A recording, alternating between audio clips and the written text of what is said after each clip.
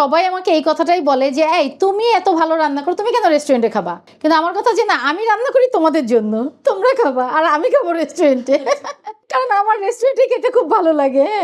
আর ওখানে একটা আলাদা আড্ডা হয়। আর ওই সময়টা আমার মনে হয় কি আমি তো রান্না করি না, আমি এখন খাবো মজা করে, বুঝছো? আর আমার বাসায় যখন গেস্ট আসে তখন তো আমি রান্না করে সার্ভ করতেছি, একটা টেনশন, কাকে কিভাবে মানে সবাইকে সন্তুষ্ট করতে পারলাম কিনা বা সবাইকে দেখতে পাচ্ছি কিনা, এই জিনিসগুলো দেখা হয়। আর রেস্টুরেন্টে তো ওই টেনশনটা থাকে না। আমি খেতে পছন্দ করি। আমি আসলে একেবারেই এটার জন্য প্রস্তুত ছিলাম না, আর আমি চিন্তাও করতে পারি নাই যে আমার এই ভিডিওটা এইভাবে ভাইরাল হয়ে যাবে আর সবাই এরকম আমাকে আন্টি বলবে, আন্টির হাতে রান্না খেতে চাইবে, স্বপ্নিলের বন্ধু হতে চাইবে। তার কারণ একটাই যে আন্টি যখন স্বপ্নিলের বন্ধুদেরকে এইভাবে আয়োজন করে খাওয়াছে, সো আমরা যদি এখন আন্টির মানে স্বপ্নিলের বন্ধু হতে পারি, আমরাও আন্টির বাসায় এইভাবে খাওয়া দাওয়া করবো। ওরা আসলে এই জিনিসটা থেকে হয়তো এই জিনিসটা বলা শুরু করছে আর কি। আল্লাহর রহমতে আমার কাছে মনে হয় উপর আল্লাহর ইচ্ছা, আল্লাহ যতদিন আমাকে মানে সুস্থ রাখে, ভালো রাখে, আমি যেন সবসময় এরকম অতিথি আপ্যায়ন করতে পারি। সেটা আমার বন্ধু বান্ধব হোক, আমার আত্মীয় স্বজন, আমার ফ্যামিলি মেম্বার, সবার জন্য আমি যেন করতে পারি, আমি যেন সুস্থ থাকতে পারি। সবাই তোমরা আমার জন্য এই দোয়াটা করবা। আর তার চেয়ে বড় কথা যে আল্লাহ যদি তার রিজিকটা আমার হাতে লেখা রাখে, তাহলে কিন্তু আমি তাকে অবশ্যই রান্না করে খাওয়াবো বা আমার বাসায় তার খাওয়া হবে।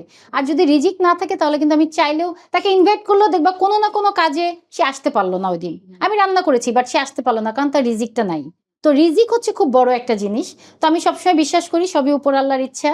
আজকে আল্লাহ আমাকে এই পর্যায়ে নিয়ে আসছে, হয়তো আমার রান্নাটা মানে কি বলবো, যে আমি যে সবাইকে খাওয়াতে পছন্দ করি বা সবার একটা ভালো লাগা, সেই ভালো লাগার প্রতিদান হিসেবে হয়তো আল্লাহ আমাকে এই পুরস্কারটা দিয়েছে।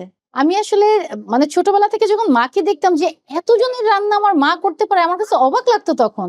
একা হাতে আমার মা 50-60 জনের রান্না করতো, মানে আমার কাছে অবাক লাগতো তখন জিনিসটা। তো এখন আমি দেখি যে না, আমি নিজেই আসলে পারি 50-60 জনের রান্না করা, আসলে কোনো ব্যাপার না।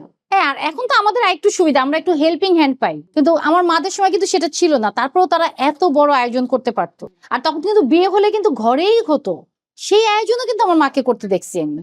আমার একটা বড় সমস্যা হচ্ছে আমি একদমই ছোট পাতিলে রান্না করতে পারি না। আমার কিন্তু এরকম বড় বড় পাতিল দরকার হয় রান্না করার জন্য। আমার কাছে মনে হয় কি অল্প রান্না করলে তখন আমার কাছে মনে হয় কি জিনিসটা হয়তো যদি কম পড়ে যায়, আমি সবসময় বেশি বেশি রান্না করি এবং মেহমান খাওয়ানোর পর দেখা যায় কি অনেক খাবার বেঁচে যায়। মানে আমার ওই যে বললাম না, ছোটবেলা থেকে দেখে যেটা অভ্যাস হয়েছে মার কাছ থেকে, যে বড় বড় পাতিলে রান্না, এই জন্য আমার মনে হয় কি কম পড়া যাবে না বাবা, আমি বেশি রান্না করি, কোনো সমস্যা নাই। এবং আমার বাসায় যত পাতিল, কিন্তু এটা কিন্তু মোটামুটি বলা চলে মাঝারি সাইজ, মানে আমার জন্য এইটাই ছোট। এর চেয়ে বড় পাতিলে আমি রান্না করি। আমার হয় কি যে হয়তো ধরো আমি এটাতে রান্না করব এই কারণে, আমরা বাসায় হয়তো 4 জন খাবো, কিন্তু উপরে আমার ফ্রেন্ড আছে, নিচে আমার একটা ছোট বোন আছে। মানে ওই যে মার কাছ থেকে শেখা যে সবাইকে একটু দিয়ে খাও, এটা তো আসলে ফ্যামিলিগত ভাবে আসে জিনিসটা। দেখা যায় যে আমি একটু বেশি রান্না করি, আমার ফ্রেন্ডের বাসায় একটু পাঠাই দিচ্ছি, বা নিচে একটা ছোট বোন আছে ওর বাসায় পাঠাচ্ছি, বা ভাগ্নির জন্য একটু তুলে রাখতেছি, আমার কথা একটু বেশি রান্না করি। ওই যে আসলে ব্যাপারটা হচ্ছে কি কম রান্না করতে আমি পারি না। স্বপ্নিলের বার্থডে ছিল, প্রথম বার্থডে যখন আমরা বাইরে করি, তার আগে আমি 6 মাসের সময় ওর একটা বার্থডে করি, তখন মোটামুটি 30-35 জন মানুষ আমরা।